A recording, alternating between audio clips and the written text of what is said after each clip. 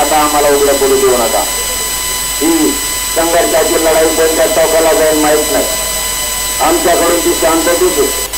तर सरकारनं जाणून बुजून जर काही षडयंत्र करून तिला मोडायचा प्रयत्न केला तर तुम्हाला या मुंबईकडे चाललेल्या लेकराच्या पाठीशी ताकदीने उभा राहावं लागणार.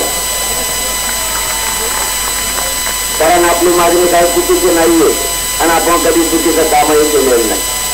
मराठा समाजानं प्रत्येकाला प्रत्येक वेळेस सांभाळलं. आज वेळ आरक्षण द्यायची आधी तर आपल्या विरोधात षडयंत्र रचायला लागले. यांच्या तर इतक्या राज्यातला करोडोना मराठा एकत्र झाल्यामुळे यांच्यामध्ये एवढा दम नाहीये. परंतु शेवटी सत्तेची बग आणि मस्ती जर त्याच्यात गेली तर मराठ्यांना ती उतरावी लागेल हे तुम्हाला आधीच सांगून जातो.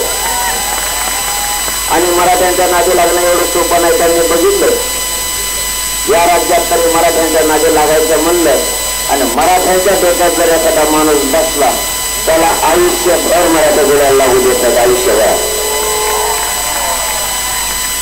आता ही लढाई जिंकायची. शेवटची आरपारची लढाई. तुम्ही असताल त्या ठिकाणी, तुम्ही असताल त्या कामात.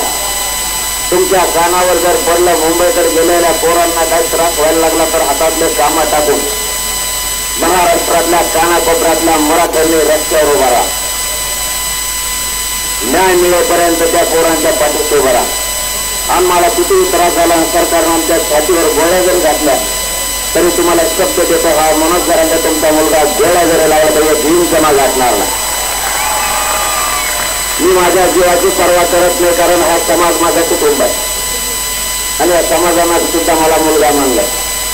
त्यामुळे माझा कुटुंब सुद्धा बाजूला करून आज 5 महिने झाले मी घराला सुद्धा शिवलं नाही आणि मराठ्यांना आरक्षण मिळून गेलं तर घराला शिवणार सुद्धा. कुठेतरी आपल्याला कठोर भूमिका घ्यावी लागणार आहे.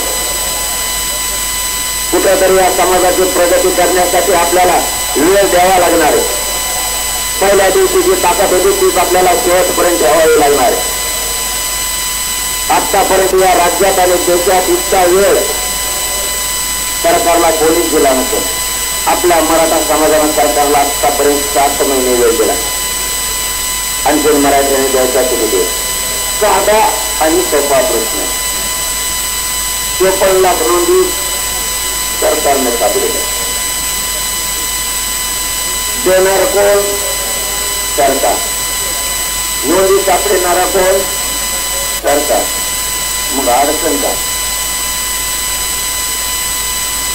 त्याच्या परिवाराला दिलं पाहिजे तो तर कायदा सांगतो त्याच्या हक्काच्या नातेवाईकाला दिलं पाहिजे.